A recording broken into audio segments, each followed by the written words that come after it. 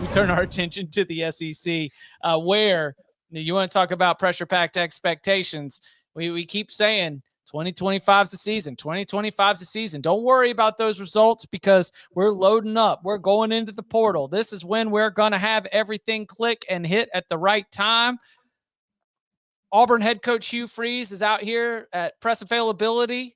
He's doing the I'm not saying, but I'm saying. Our wide receiver room might be as good as those ones with DK Metcalf, as those ones we were loaded up with multiple NFL players. And look, I agree with you, Hugh. There's a lot of talent in that Auburn room. But will it be enough to improve on what was a 2-6 conference showing, 5-7 overall? You got a handful of cracks at some of the best teams in the country, and more often than not, you are coming up short. Sometimes just short, but still not being able to push it over to the winning side to even make a bowl game, much less flirt with a winning record in conference play. We buying into Jackson Arnold. We buying into Auburn. Turn around, return to form season in 2025. I am still a Jackson Arnold believer. Okay. I am firmly in the camp that Jackson Arnold is an improvement over what they had at quarterback the last couple of years. And I believe Hugh Freeze has shown in his career he can get a lot out of some pretty average talented guys at that position. And I think Jackson Arnold is better than average talent at that position. But Auburn starts the year at Baylor. I think Baylor is going to be pretty good this year. I'm higher on their quarterback. They have to go on the road for Oklahoma. Then they're on the road for Texas A&M. Then they get Georgia at home, and that's a 3-game stretch. That's not during the season. That's 3 games stretch. You get, Vandy and Mizzou, Arkansas on the road. Those are nice, but you still get Alabama. You've got Missouri at home. I think they get more than 2 wins in the conference play this year. If I had to pick them out, I'd say they get Arkansas and Kentucky and maybe Mizzou, Vandy. That's where we are. It's not exactly super confident. So they would have to sweep non-con, which again, they're starting at Baylor, which is not going to be a fun game. I don't know if they're going to win that. So I'm not going to call Auburn right now a turnaround team. Maybe after the spring portal, if things shake loose and they go on a spending spree and really upgrade at some spots, I'll start listening. But right now, I think you're hoping for 6-6. And I would not call that a turnaround. No. Oh, yeah. So you said go spend some money. I mean, didn't they do that this year, going out and getting Eric Singleton? They've got a top 10 transfer portal class. I think this is the year that Hugh Freeze is well aware of. I got to get 8 wins or I might be shown the door. That Baylor game that you mentioned, they are a 1.5-point favorite. So that is you're squeezing them pretty tight in that game. That is a must win. But I also think, like you said, 2 wins. I think the Oklahoma game is gettable. I'm not saying they're going to win that game. They'll be underdogs in that one, but we have no idea what the Mateer, and I like it. I love Mateer and the combination of his offensive coordinator going to Oklahoma, but that's another school that's in a, precarious position this season. Texas A&M, we think they're going to be better this year. We think they're going to be good, but there's a lot of toss-up games in here. Here's where I think you have the best chance for it, and you kind of alluded to it. Hugh Freeze, offensive-minded guy. He's got a quarterback he thinks he can work with, who is pretty mobile. We saw what he was able to do against Alabama when he's running around. I think they'll utilize his athleticism, and you do have some weapons to work with. So I think Auburn could be that team that kind of is sparked by the offense. And if their defense can get some, solid play at least, I think they could get to that 8. So I kind of like it as a potential turnaround team. 8 wins, about as much as I'm going. I think we're going to find this offseason, because you mentioned it again. I will very, very loudly be in the I do not care about where your transfer class ranks. I think those rankings are meaningless for the most part. Well, but don't you think both quarterback and receiver are huge upgrades? Yes. I think quarterback's an upgrade, yeah, for sure. But I mean, they had, what's his name? Oh God, the kid whose name is completely escaped. The wide receiver at Auburn. What, you're talking about? Cam Coleman's still there. Cam Coleman. That's what I'm saying. They already had Cam Coleman. So right. I don't know if it's a huge upgrade. He's probably still going to be your best receiver. But now it might be one of the better receiving classes in the country. Right. That's could what be. Freeze is arguing, is that we've added Singleton to an already talented class, and that what we can do now is overwhelm opponents with our wide receivers in a way that changes the entire offense. That is the argument that is what our Auburn friends are telling themselves when they imagine 8-9 wins, maybe more. But you're still playing in the SEC. And you can argue that their schedule comparatively to some SEC teams really isn't that difficult. Like, you catch some breaks compared to a lot of teams, even though you're always going to have Georgia and Alabama. But remember, it's the same schedule they played last year. They just flip home and away, and they still only won 2 games against it. So have they made enough improvements on this roster for you to believe that they're going to make a giant leap forward? I don't think they have. 4th in the SEC in returning production. So they do have some guys coming back. Mm-hmm. I'm not predicting they're going to win the SEC. From a 2-6 team in the SEC, they've got some guys coming back. Yes. Well, all right. So one other layer to this on the transfer portal rankings is that it is all relative to what was available in the transfer portal. And that's where I think that Hugh Freeze might have. I want to be careful about this, but like maybe Auburn. I don't want to put this all on Hugh because there's a lot of factors here. I think Auburn might have misplayed its hand if it thought the 2025 portal cycle was going to be a chance to dramatically upgrade the roster. That if Auburn was looking at or saving resources for the 25 portal cycle, only to find that the level of talent at the very highest levels of the portal in this cycle have not been what it was in 24 and have not been what it was in 23, that might have been oh no, we've got all this money to spend, but the quality of player is not there. That having the top transfer portal class this year might not be the same as what it was 2 years ago based on how many players are in there. And why has that happened? We've detailed it a lot here. It's because schools are doing a better job of retaining talent. Mm-hmm. Schools have learned the best thing that we can do with our money is to be able to keep good players on the roster as opposed to trying to reboot this thing and shop.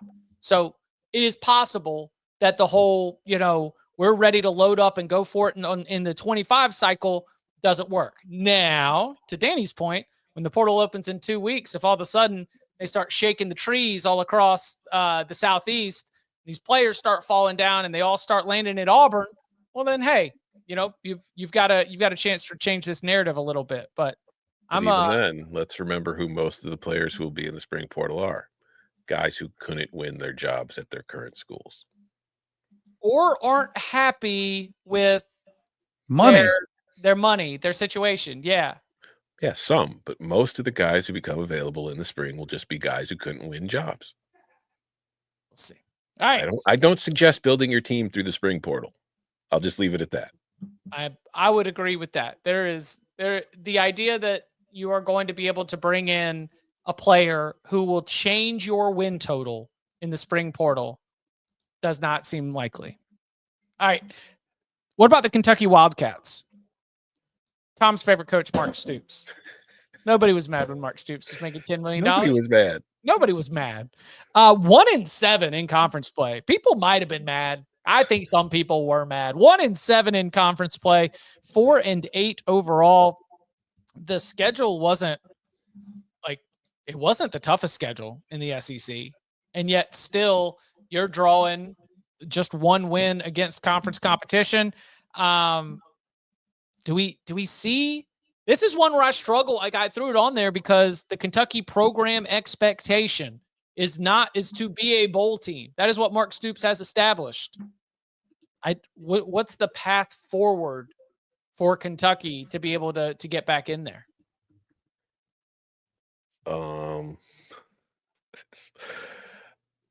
Your quarterback is Zach Calzada, who I don't think is going to excite any of us personally, but I think we can also argue is an upgrade over what they had at quarterback last year. And this is also a team who historically has not really been quarterback dependent. They are, the Iowa Hawkeyes of the SEC. Right. Run the ball, play good defense. Mm-hmm. And that's worked for them a lot. But I don't know if it'll work for them this year because we're staring at the schedule on the screen. And you got Toledo in week 1. That's not an easy MAC team to face. We've seen Toledo give teams problem before. You get Ole Miss in your second week of the season, and then you're on the road and back-to-back I mean, beat them last year on the road. Touche. Good point. But then you get back-to-back road games with no bye in between against South Carolina and Georgia, two pretty decent teams. Then you get the bye and you come home where you're going to face Tennessee and Texas in consecutive weeks. Then you're on the road for Auburn. Then you're Florida. And you finish with road games at Vandy and Louisville. Like, Kentucky has shocked and surprised me before. But have they done enough this offseason to make you think that they are going to be able to overcome a lot of those games? Like, Chip, you say it's not that tough. I don't think that's very easy. I said last year it was not among the toughest. And last year we were talking about a different Florida. We were talking about a different Auburn. We were talking, I was mostly going off last year's schedule strength, not necessarily playing it forward. You know what you would base, and by the way, turnaround, I think, is getting to the bowl, right? Like that's how we would define a turnaround. Because the buy-in or the reason that you would give is that Mark Stoops has turned this into a team that is perennially in bowl contention, right? Something that you didn't say a lot. It's been a minute, but I think you just have to put a faith in him and that coaching staff. I do wonder if he's lost some equity, both, I know he probably has from boosters and fans, but when he was getting ready to get on the plane to go to A&M last year, has that lost some of the all-in buy-in from the players and the staff and everybody, the support system, where that's undermined some of the goodwill that he built up over a long time of building up a program that never had as much success as he's brought it? There would be, it has got, fan bases sometimes have a thanks for all you've done stage, love you, mean it stage. And I think that the Texas A&M midnight flirtation, oh no, I'm actually back. I think that had an impact, but we'll see. I don't see it. I think Kentucky, I think when you are going through, I didn't have to do the SEC win totals. I think when you're going through and you're trying to come up with some of those spots for a team like Florida, for a team like Auburn, when you're going through and you're trying to figure out where the spots where they get wins, unfortunately, I probably end up handing those games to them and not to Kentucky. You guys Mark Stoops is fine. Sweet 16, Mark Pope, the program is back to where we want it to be. Kentucky is back to just, hey, let's win a couple games until midnight madness, and then we'll forget all about you and go watch basketball. But here's the problem, Mikey. Can we get that Kentucky schedule up there again? All right, let's figure out where midnight madness is. Yeah, I don't know, man. It's in October, ain't it? Well, yeah, usually October 31st, isn't it around? Yeah, that's what I'm saying. So your home games, you could start 0-3 in home conference games before midnight madness hits. Yeah. So just as soon as they're ready to check out, like, all right, we're going to go watch basketball now. And then the basketball team's good. And you're no longer mad about the football team. Like by the time the end of the season comes around in end of November, we're getting ready for SEC play, Chip. Come on. We just finished our Maui Invitational, probably. I don't know where Kentucky's going to be playing their Thanksgiving this year, but things will be on their mind that aren't the football team. Okay. So you know what hurts them too? What? And I don't want to diminish what Mark Stoops has done, but no more divisions. I know. Like the East was down for a long time when he was, he was owning Florida for a while, a few years in a row was beating them while they're figuring things out. Tennessee was figuring, now that Tennessee's better, Florida's on the up, Georgia's dominant. Like it's just a lot harder.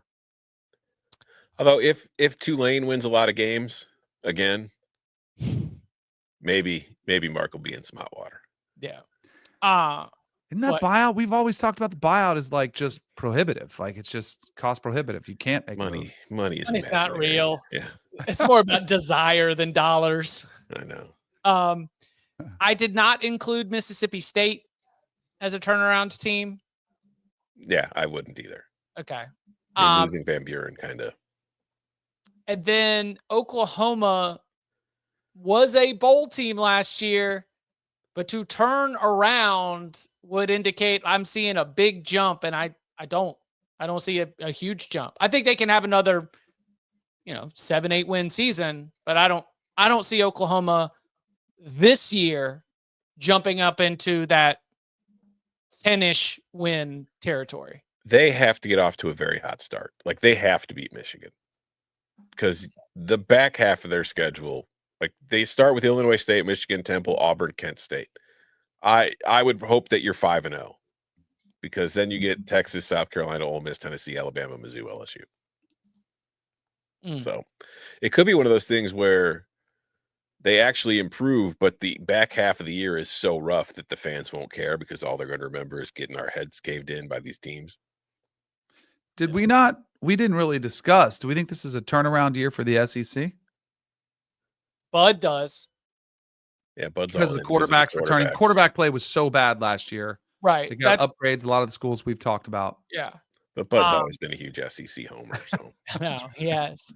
I generally I understand that makes sense. That is a sensible prediction. So I can roll with it. We still got to get out there and see it though. I've seen the way that conference crumbles under pressure before. So, gotta actually see it with my eyes. I'll be late to the party on that one. Thank you very much. They'll probably get like 14 teams in the playoff, but only 2 will reach the Final Four. Yeah, I mean, come on. All right.